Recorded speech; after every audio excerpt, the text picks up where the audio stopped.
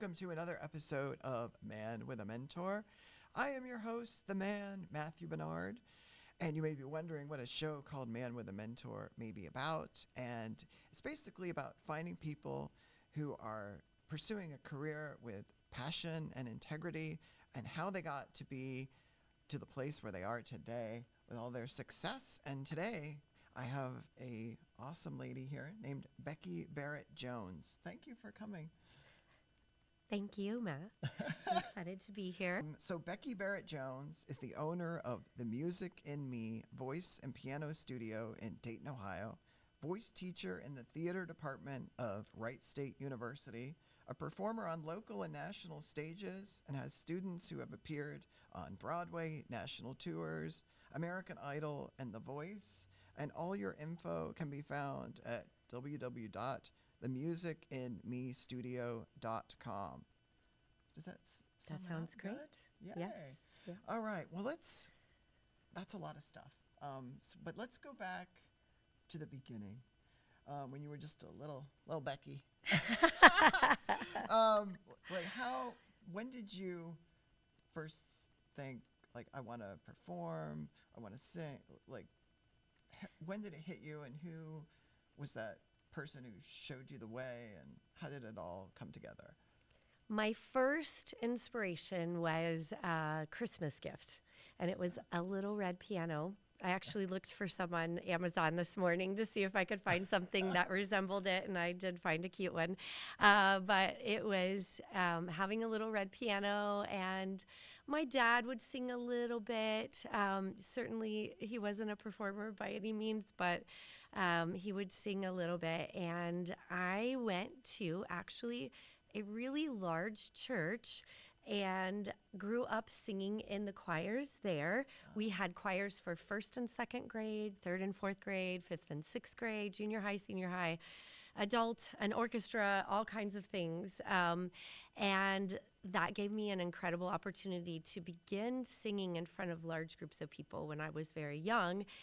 It's so interesting that I see in my students now that lack of inhibition when they are really young, and then as they get older, especially into like junior high, when all the hormones are going, and then they start to become more self-conscious. So I'm really thankful that I started when I was in third grade, was my first big solo, and I still remember that it was called "Are You a Loser?" Oh. Well, that has to have a positive message. It did. It was the story of the Good Samaritan. So it was singing about the man who was beaten up on the highway and left by the side of the road, and then just saying, is that something that you've experienced in your life, and did people come along? Did they either walk past, or did they come along and actually help you?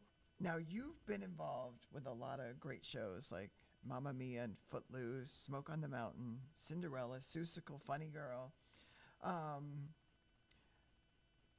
did you balance, like, being in shows, like, and going for your education and being a teenager or a mom? Like, how do you kind of fit it all together? That's a really good question, because it's not easy. I actually don't have children of my own, but I meant to ask that. No, that's okay. I have lots of kids that I call my kids that are in our studio. And so oftentimes when I was doing shows, I was also teaching and or music directing, doing something in addition. But the one time that I wasn't was when I was on tour with Church Basement Ladies, because I was gone, so it was not possible to do that. Right. But yes, I was doing all the things, and I think time management skills are really important in life, and I still use them a lot, and even teach them at times. So just having those moments where you need to accomplish these things in this time period, and then now you're going and you are fully present in the show, and then you go do the next thing. That's really important to be able to do all those different things. Let's go back to like maybe when you were in high school and you were thinking of, college and next steps, Yes. like where did you go from there? Like how did things happen or change That's at a that time? great question. So, as I said, my performing life really began at my church. I also realized I loved directing things. So, when I was in my fifth and sixth grade choir in sixth grade, my director of the choir asked me to play the piano for them.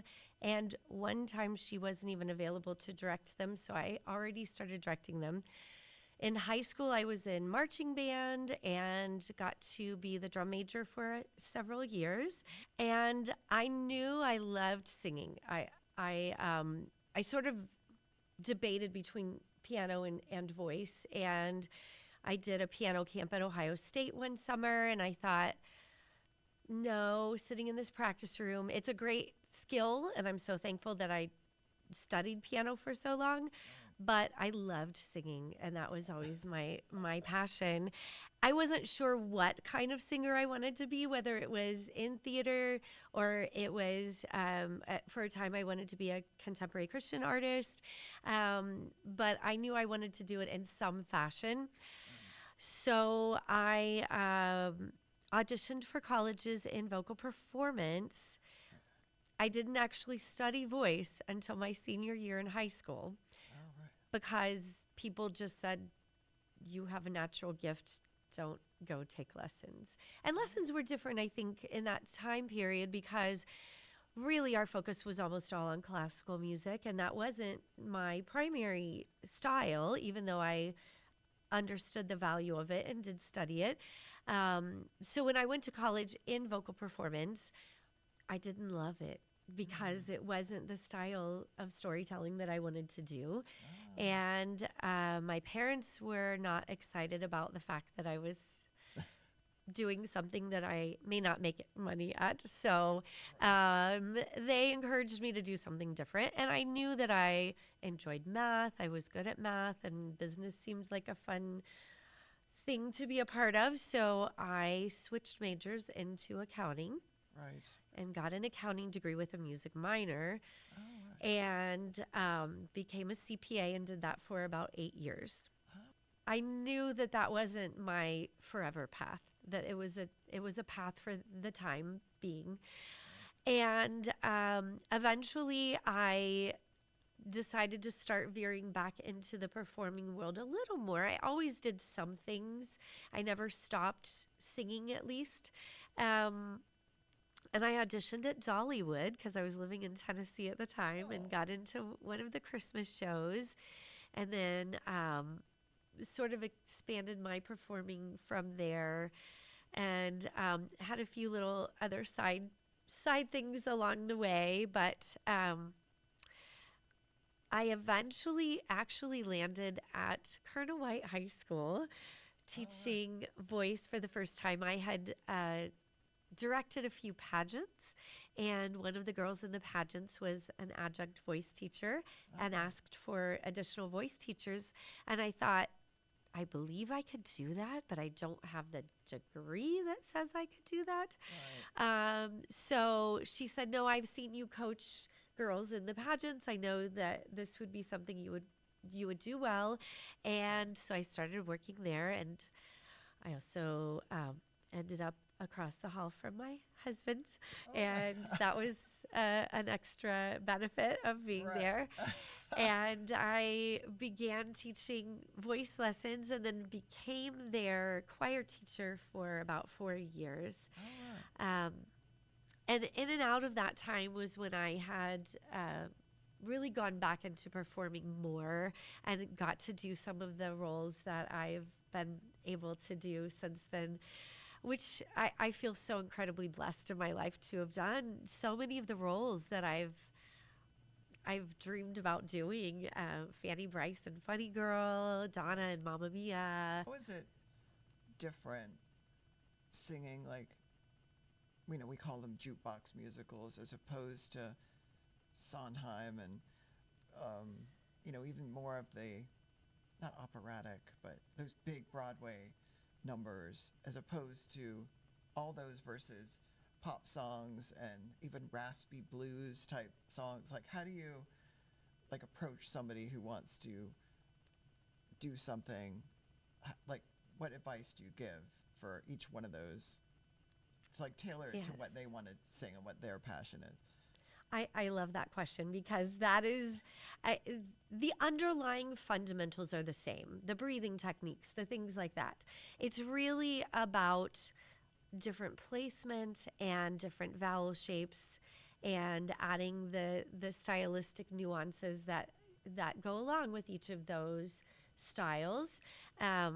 So in fact, when I'm teaching both high schoolers and my students at Wright State, one of the things that we do pretty regularly is we delve into all of those styles. I make sure that they are learning about something that is at least traditional musical theater, if not classical, something that is contemporary musical theater, and something that is a more what I call commercial music, which encompasses pop, rock, indie, jazz, just all of those styles. So we focus on a little bit on each so that they have the skills for each set. You do workshops dealing with living with mental wellness and personal finance. And do you think that's like a part of the puzzle that isn't necessarily brought up for people that are in the arts? Like, there's a lot of artists who have a reputation for being a little bit like flighty. They only care about their art. Meanwhile, like the accountants stealing all the money, Yes. They're not taking 20%, they're taking 50%. And Yes. in the books, and all of a sudden they've been on Broadway for 10 years, and they're like, what do you mean I've got 1,000 in the bank?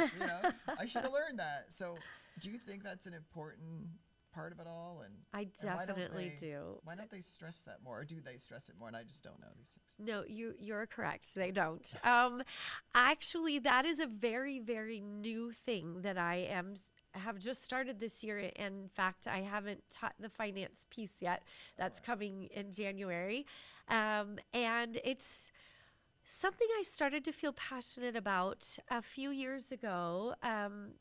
With my background in accounting, I'm so grateful for that path that helped inform me about certain things, but even that didn't teach me truly about personal finances. And I've made some choices in my life that I would definitely change if I were to go back with the knowledge I have now, as I'm sure most of us have.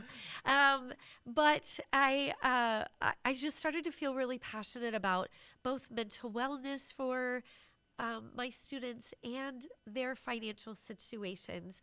I did a workshop actually myself to train about living mental wellness with a program that's done out of Texas State University. And then I also read a book called The Anxious Generation that is a newer book. It's actually, I just saw it as one of the smart books that came out in 2024. My church even did a whole series about it recently.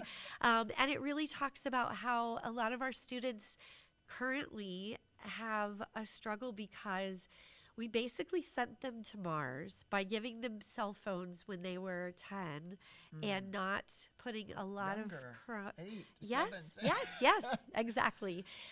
And there are lots of studies now that show that the levels of just all the issues that people deal with anxiety and depression and all of that have just skyrocketed since 2010 was the introduction of the smartphone, and when students started having that. And since then, you can see all the charts, and that's really the only explanation that they found for that scenario.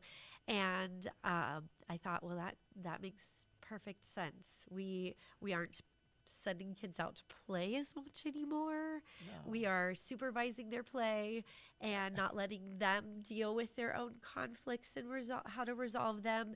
And then we're sitting them in front of a screen where they can compare themselves constantly, or they get caught up in gaming with people that may not be,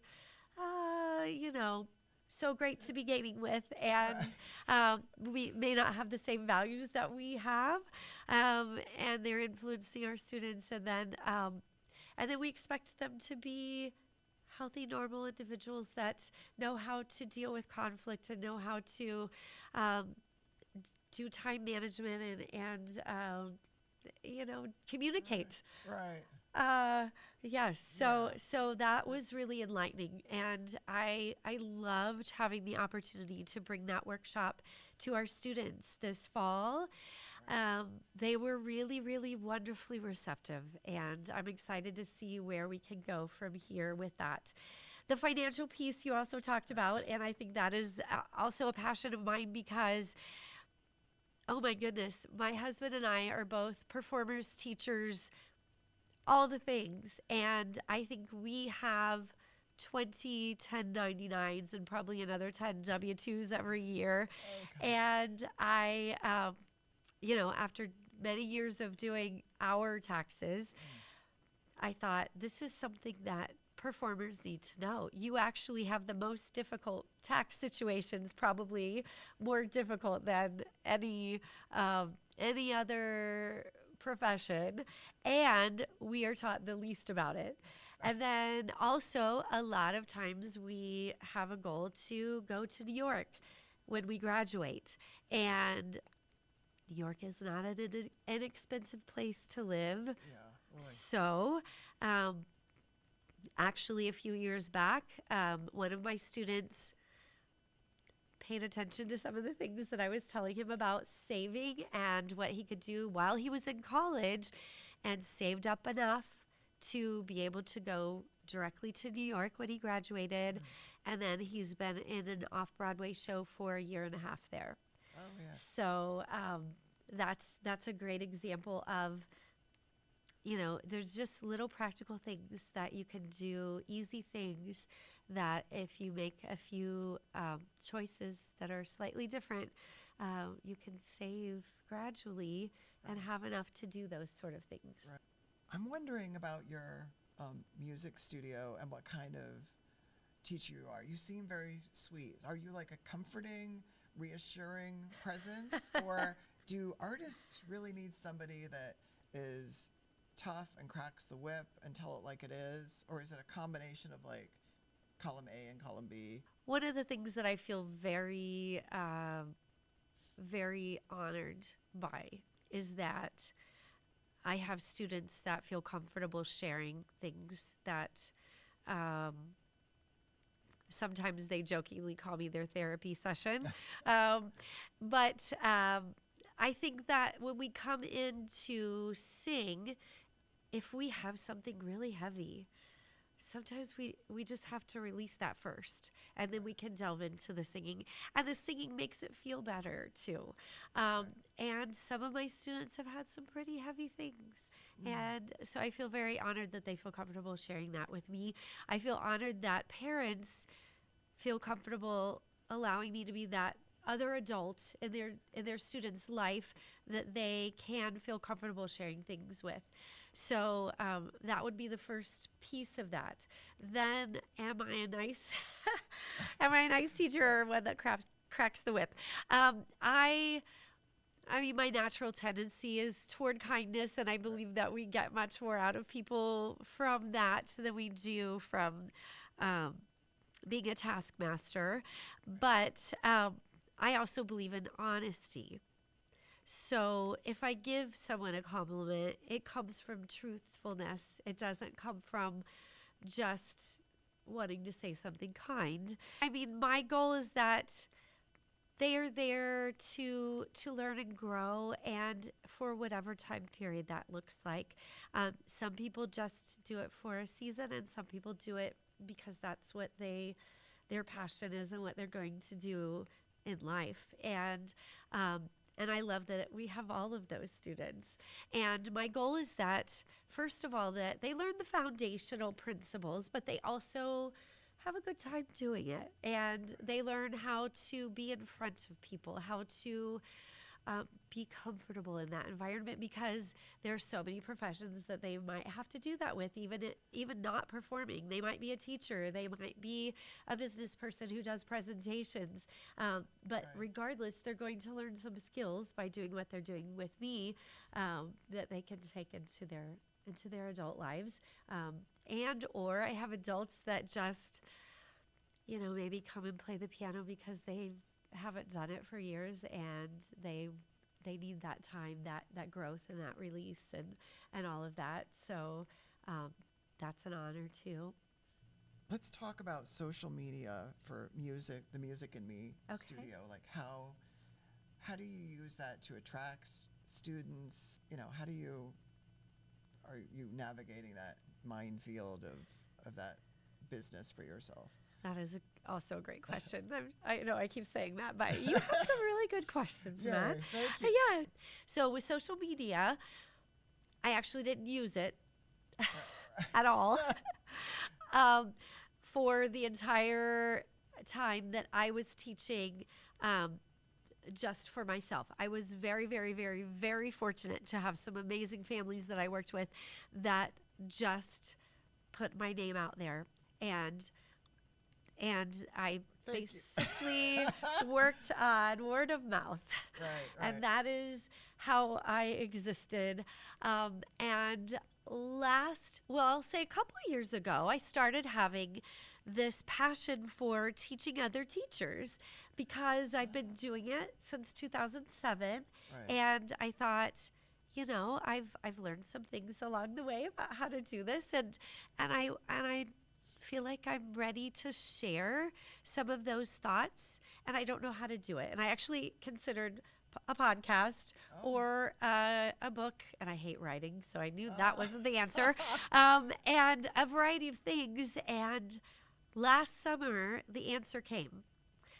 I had over 60 students on a waiting list. And I already was teaching over 50 in my home studio, and I had I want to say 15 to 16 at Wright State. And there was just no way to ever service all of those people. Right. And I thought, if I could open a studio with additional teachers and share with them the things that I've learned, that I'm sharing what I've been feeling passionate about sharing, and I'm offering an opportunity to the students who are waiting to be served. And I went back through just my lists of students that I had taught before, and approached a group of them, people who had predominantly were graduated and back in the area doing things kind of in this arena, and a handful said yes. And so we opened on September 30th of 2023 with 5 additional teachers. I found the one space that was available that was exactly where I wanted it to be in Springboro, and it was definitely divine intervention. 100%. Each person that I asked, I felt they were placed on my heart, and that I was meant to ask them. And then we've grown to 10 teachers, and so then I knew that I also needed help with social media. So I have a wonderful person who has a company called Nanny Media, and her name is Danielle, and she handles our social media. And actually recently I found another company that I'm beginning to work with that is about music schools and teaching them the business side of being a music school, because I love learning, and I think we can never stop learning if we want to keep growing. So I am beginning that path of learning a little bit more about what it looks like to efficiently run a music school, now that we are a year in, and thankfully have continued to grow. So, Oh my yes. gosh, that's amazing. And I want to send people there again to www.themusicinmestudio.com. Yes. And I want to thank Thank you, you. Becky Barrett-Jones. And we didn't even get to your husband who's written books and is a actor. I would on, love for you to talk to him because he has so many interesting stories about that. Yeah, let's get him in here. Yes. Is he outside? He's not in the hall right now. We'll have to schedule He's that not, but for yes. later. Yes.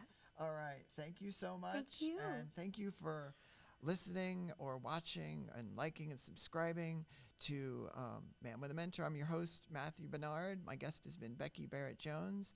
And thanks again. Bye. Bye.